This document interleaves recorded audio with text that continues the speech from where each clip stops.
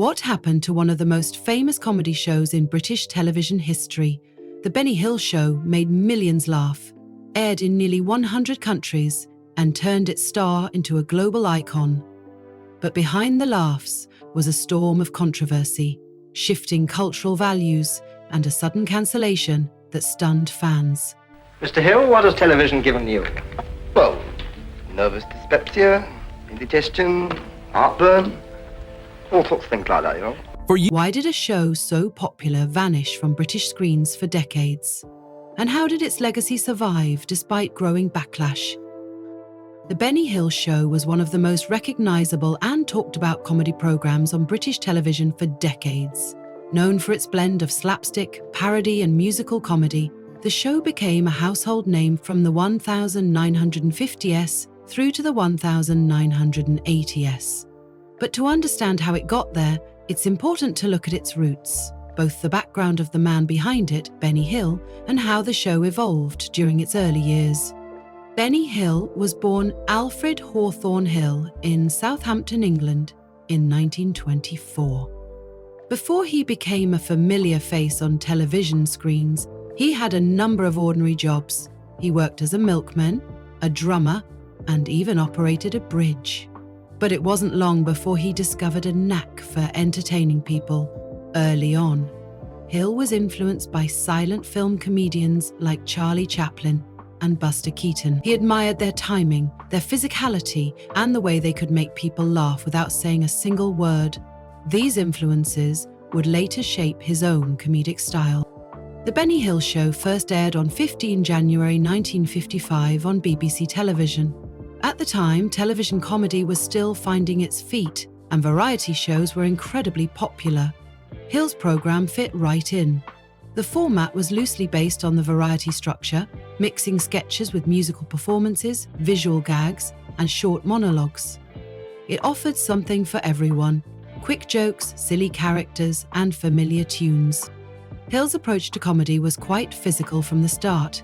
He had a talent for mime and facial expressions, and he often played multiple characters within a single sketch. Audiences were drawn to his ability to transform into anyone, from a clueless policeman to a cheeky postman or a love-struck old man, often with just a change of costume and a wig.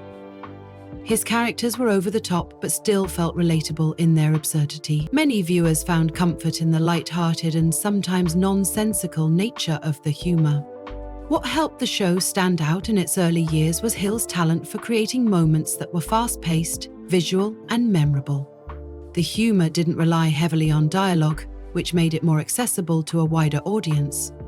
Whether or not someone understood all the cultural references didn't matter much.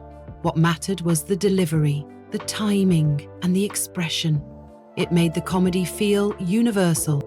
At the time of its debut, television in the UK was limited to only a couple of channels, so a show that was entertaining and easy to follow had a good chance of becoming widely watched. Hill's programme quickly gained traction and his popularity grew. The sketches were often topical, drawing on everyday British life, and the writing, though simple, was effective. He was especially good at setting up a premise that would escalate into complete chaos within a few minutes, usually ending in a punchline or a chase.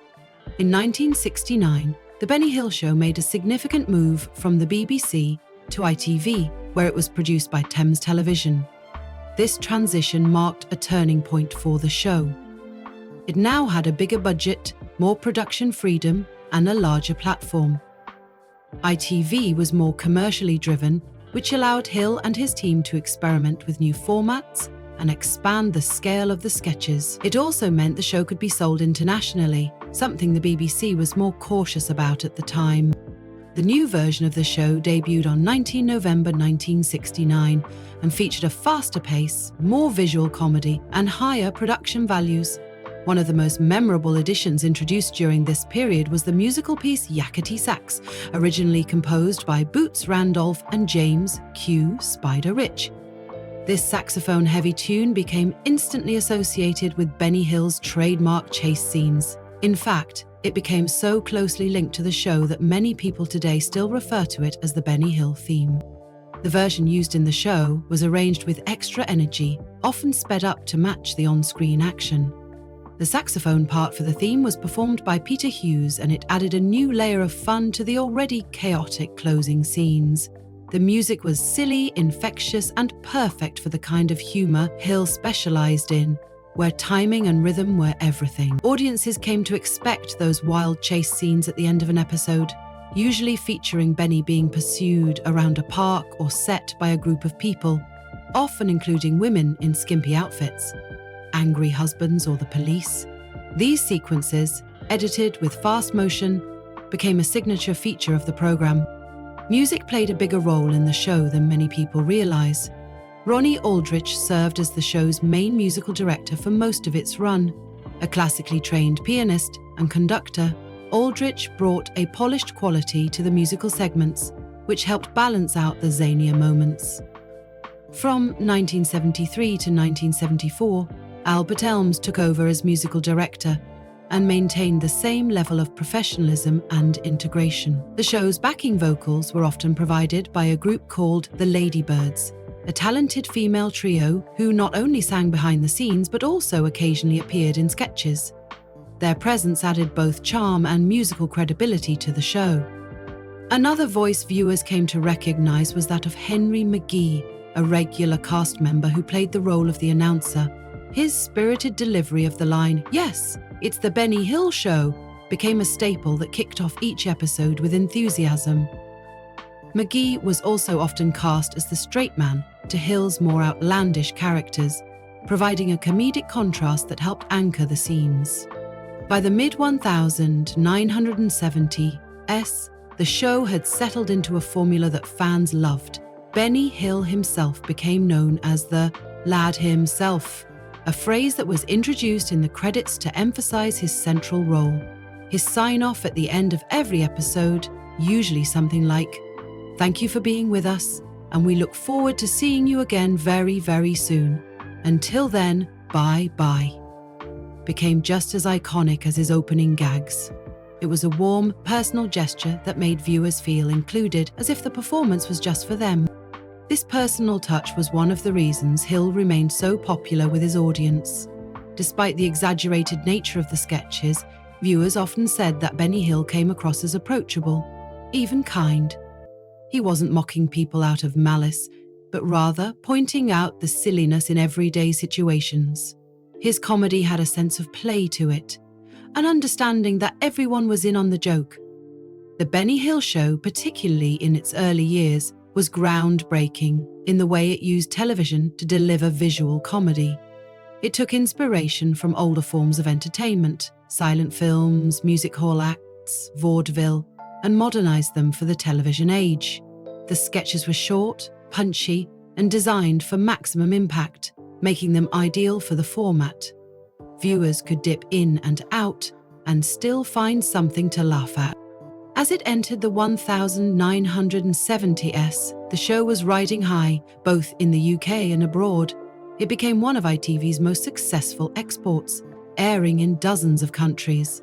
Hill's ability to rely on visual gags made the show easy to translate or dub, and many of the cultural references were general enough to appeal to viewers worldwide. One of the clearest signs of the show's growing popularity was how quickly it became a fixture in homes across the country.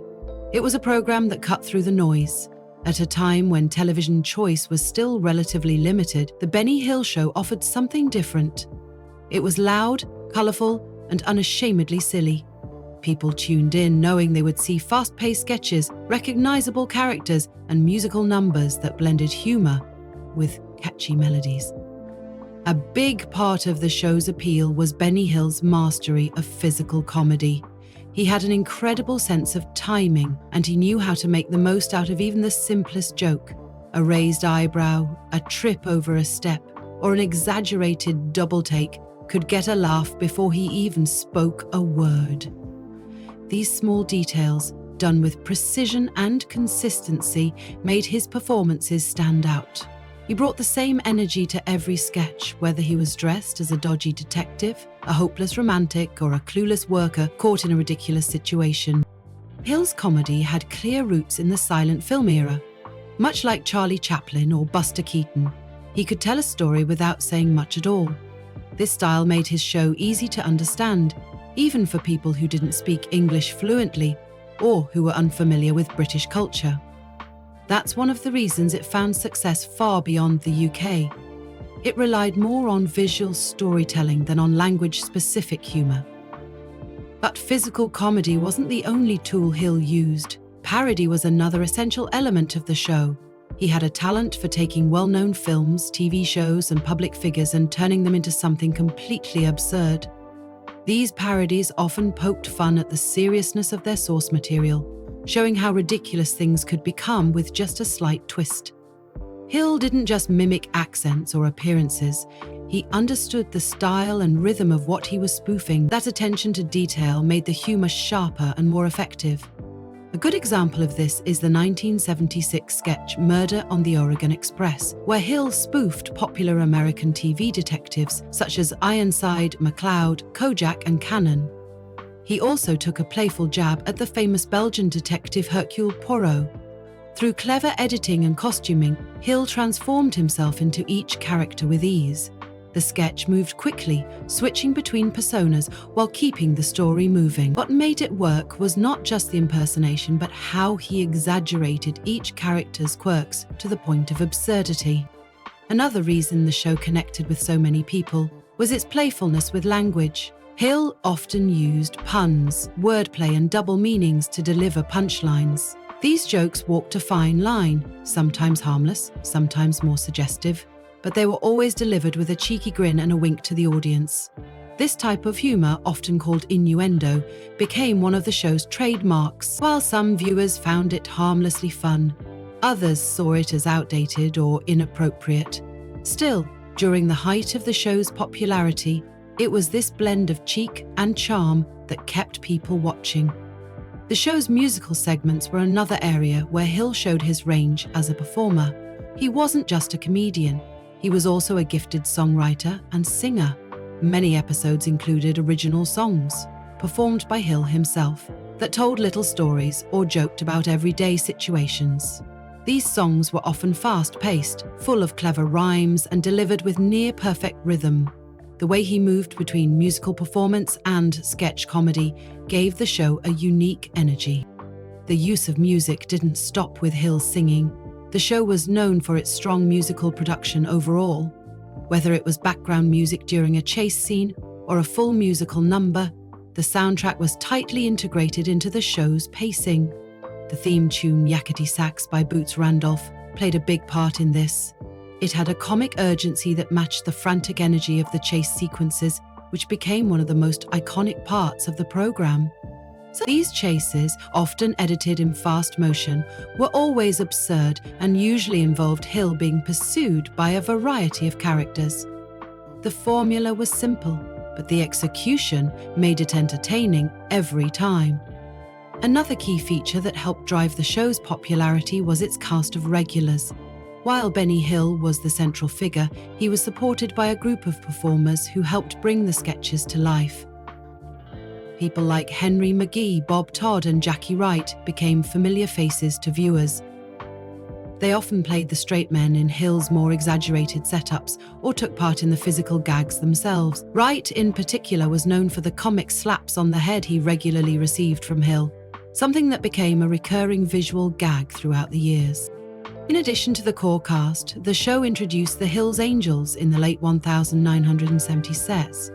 This group of female dancers and performers appeared regularly in sketches and musical numbers. Their inclusion added more glamour and choreography to the program, but also led to criticism over time, as some viewers felt their presence leaned too much on visual appeal rather than performance talent. Still, during the period when the show was at its peak, the Angels were seen as a key part of the show's visual identity.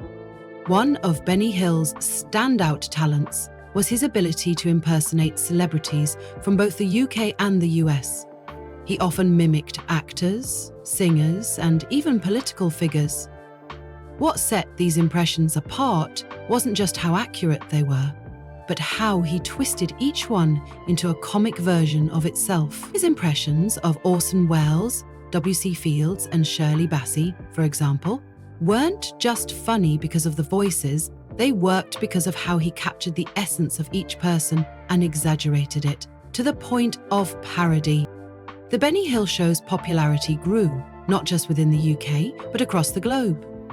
By the late 1970s, the show was being broadcast in dozens of countries. In many places, it was one of the first British comedy shows that audiences were exposed to. Because so much of the humour was visual, it translated well across different languages and cultures. Some countries dubbed it, others used subtitles, but the core appeal remained the same: quick laughs, familiar sketches, and a recognisable host who seemed to enjoy what he was doing. The show's global reach helped solidify Benny Hill's status as a television icon. He wasn't just a comedian who appealed to British sensibilities. He became someone who could make people laugh in vastly different parts of the world. That kind of success is rare in comedy, which often relies on local references and cultural in-jokes. Hill's brand of humour avoided that to some extent, focusing instead on situations that anyone could find amusing, like romantic misunderstandings, workplace blunders, or absurd mishaps. By the end of the 1970s, the Benny Hill Show was at the peak of its fame. It had won multiple awards, attracted millions of viewers, and turned its creator into one of the most recognizable figures in entertainment. Hill had found a formula that worked, one that combined slapstick, satire, music, and charm. But as with many long-running shows, success would eventually bring scrutiny. Audiences began to change, and what once felt cheeky and fun would soon be seen through a different lens. One of the major points of concern was how the show portrayed women. For years, it had featured female characters in short skirts, bikinis, or lingerie, often in roles that involved being chased, flirted with, or ogled by male characters. These portrayals had been seen by many viewers as harmless and comedic during the show's early days. However, as public awareness of gender representation grew, this kind of content came under more serious scrutiny. In any event, critics argued that the show objectified women and relied too heavily on sexualized imagery for cheap laughs. The chase scenes, for instance, long a trademark of the show, frequently depicted Benny Hill being pursued by a group of women or, in many cases, chasing after them. While they were intended to be humorous and exaggerated, they began to be viewed as reinforcing outdated stereotypes about gender roles. Women in these sketches were rarely given much depth or personality. Instead, they were often used as visual props to support the punchlines, usually without any dialogue or meaningful interaction. Some viewers and commentators believed that these elements sent the wrong message, especially as the cultural conversation around gender equality became more prominent. Feminist voices, both within the media and among the public, started calling out the show for promoting sexist tropes. They pointed to the repeated imagery of women being leered at, grabbed, or reduced to silent roles based entirely on their appearance. Even though the Benny Hill Show had never claimed to be a serious social commentary, critics argued that comedy still had an impact on how people viewed the world. Benny Hill and the show's producers didn't shy away from these criticisms, but they did try to defend their approach. Hill often argued that the comedy wasn't meant to demean anyone. In fact, he suggested that the women in the sketches were usually the ones who came out on top. The men, including himself, were almost always portrayed as foolish, clumsy, or the butt of the joke. He maintained that the humour came from absurdity and that it was all meant to be taken lightly. He also pointed out that many of the actresses who appeared on the show were treated with respect behind the scenes and were paid fairly for their work. Some even had recurring roles and became well known in their own right. According to Hill, the comedic dynamic was always meant to be playful rather than harmful. The show was filled with exaggeration, farce, and caricature, and in his view, nobody was meant to take it seriously. Producers echoed this sentiment. They highlighted the fact that the show had maintained consistently high ratings for years, and that the majority of its audience seemed to enjoy the content.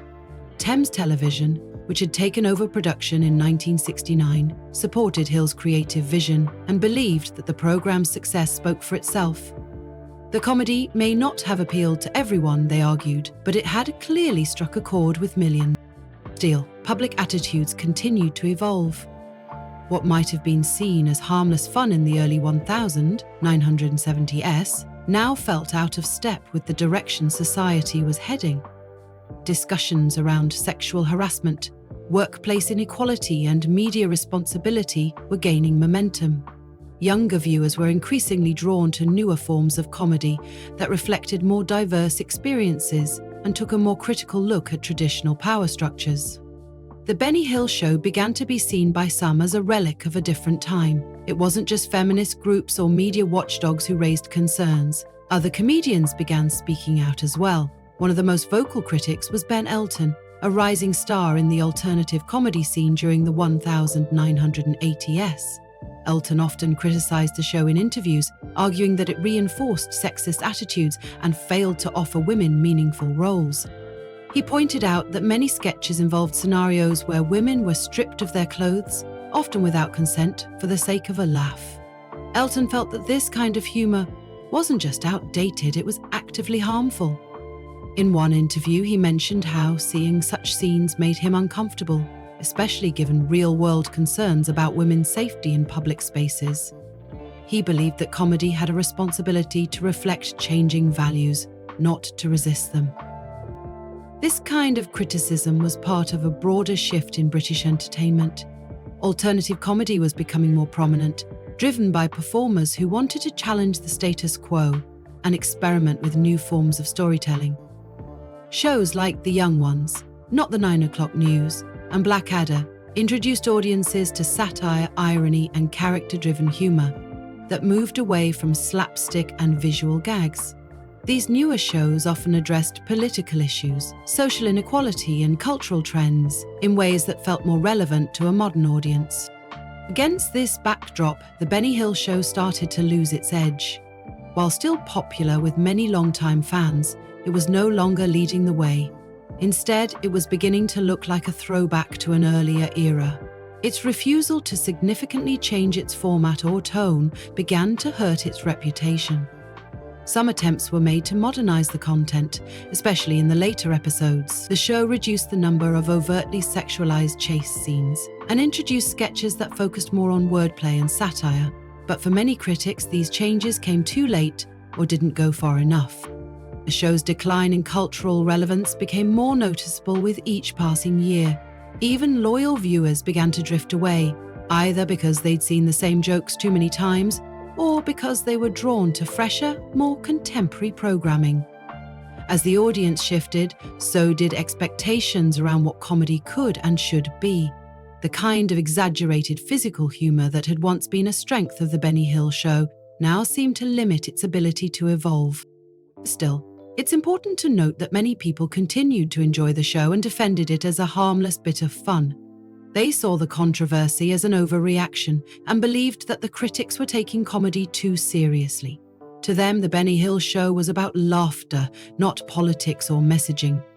They argued that not every piece of entertainment needed to carry a deeper meaning, that sometimes people just wanted to relax and have a laugh.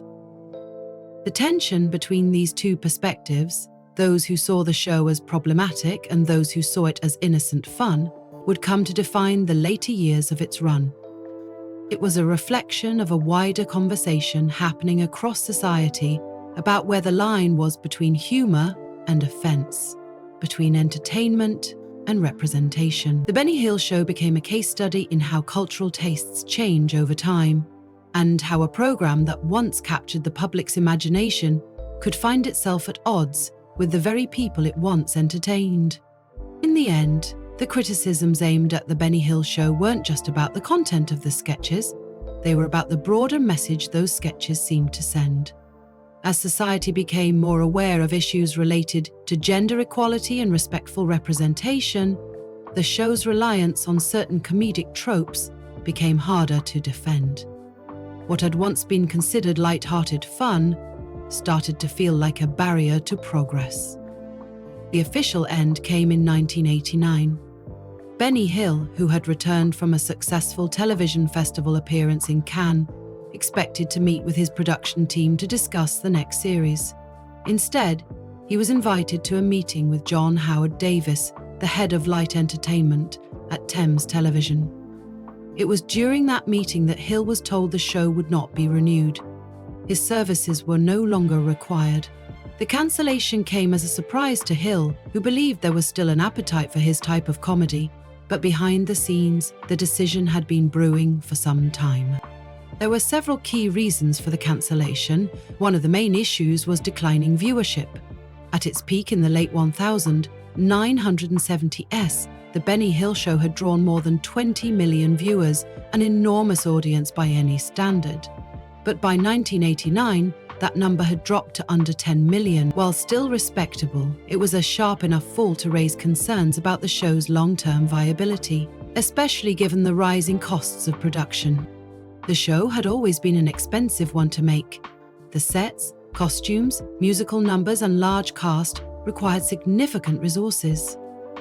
With declining ratings, ITV found it increasingly difficult to justify the cost of keeping the show on the air. Network executives were also under pressure to modernize their programming and appeal to younger viewers who were turning to newer forms of entertainment. In a landscape that was becoming more competitive and more conscious of public sentiment, The Benny Hill Show began to look outdated. Another factor that contributed to the show's end was the growing discomfort around its content. Public attitudes toward humor had shifted dramatically since the 1390s. What once felt cheeky and playful was now seen by many as problematic. Critics continue to argue that the show's portrayal of women was sexist and that its humor relied too heavily on visual gags that lacked substance. These critiques were amplified by figures in the entertainment industry, including comedians like Ben Elton, who publicly challenged the relevance and tone of the program. Elton and others argued that the comedic landscape needed to evolve. They believed that the show's repeated use of women as silent props or targets of unwanted advances sent the wrong message in a society that was becoming more aware of issues like gender equality, respect, and representation. In their view, the kind of humor The Benny Hill Show promoted was no longer just outdated. It was actively damaging. As these views gained traction, it became harder for the show's defenders to justify its continued presence on mainstream television. To some extent, Benny Hill did attempt to respond to this criticism. Later episodes of the show featured fewer overtly sexual chase sequences and began to place more emphasis on wordplay and character-based sketches. But for many, these changes were seen as too little, too late. The core identity of the show was still rooted in the kind of humor that had sparked the backlash in the first place.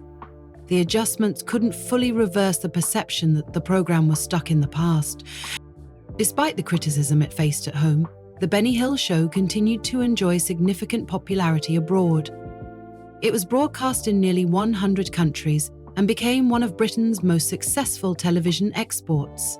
In places where the debates around gender representation were either different or less central, the show was still appreciated for its visual comedy and universal themes. Audiences in Europe, the United States, Australia, and parts of Asia continued to watch reruns, often unaware of the cultural debates that had contributed to its cancellation in the UK. This international appeal helped Benny Hill maintain his reputation as a global entertainer. His ability to make people laugh without relying heavily on dialogue allowed the show to cross language barriers and cultural divides. For many viewers around the world, The Benny Hill Show represented a very specific style of British humour: silly, irreverent, and exaggerated. That image stuck, even as the programme disappeared from UK screens. After the show's cancellation, full episodes were not broadcast on British television for over 20 years. While clips were occasionally used in documentaries or retrospectives, the show itself remained largely absent from national schedules. This long absence reflected just how much public tastes and expectations had changed. Television networks were reluctant to re-air content that might now be seen as offensive or out of step with current values. It wasn't until the 2000s that the show reappeared on UK television.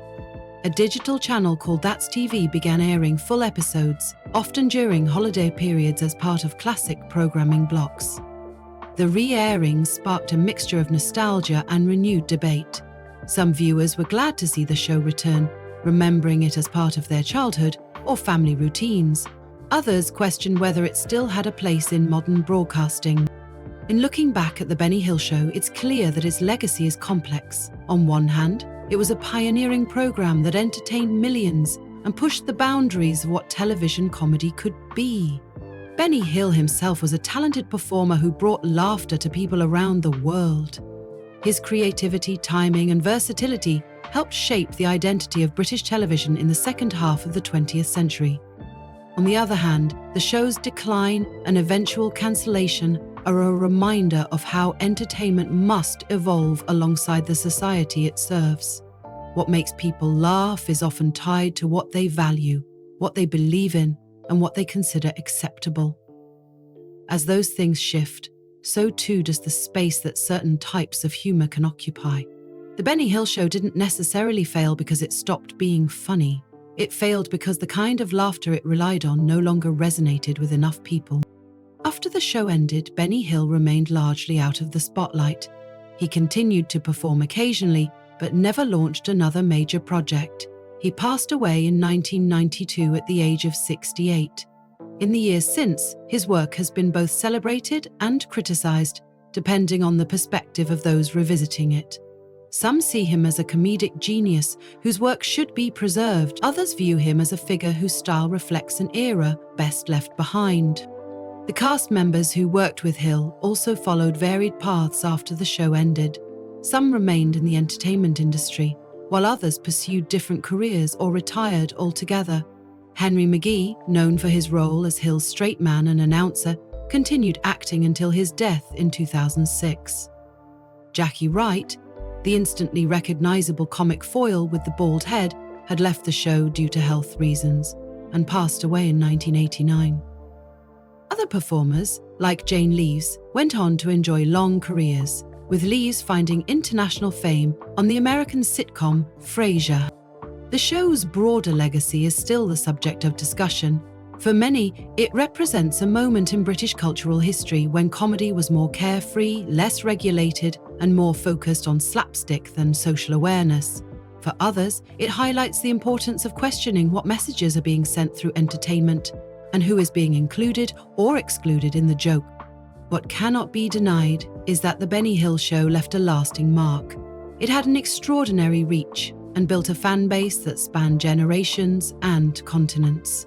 Whether viewed as a symbol of its time or a cautionary tale about the need for change, the show remains one of the most recognizable and talked about programs in British television history. Its rise and fall offer insight into how comedy reflects the world around it. And while the kind of humor Benny Hill championed may no longer dominate the airwaves, it continues to influence how audiences and creators think about timing, performance, and the universal power of a good laugh.